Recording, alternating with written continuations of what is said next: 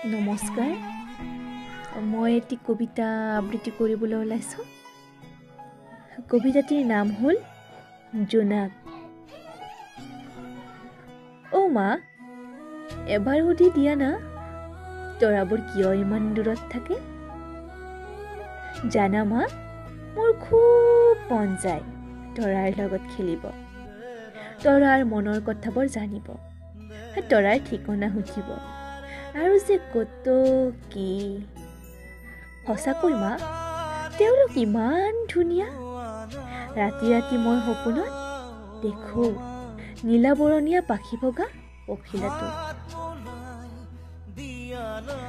কিমান যে কষ্ট হৈছে পাখিবিহীন সেই পখিলাজনীৰ।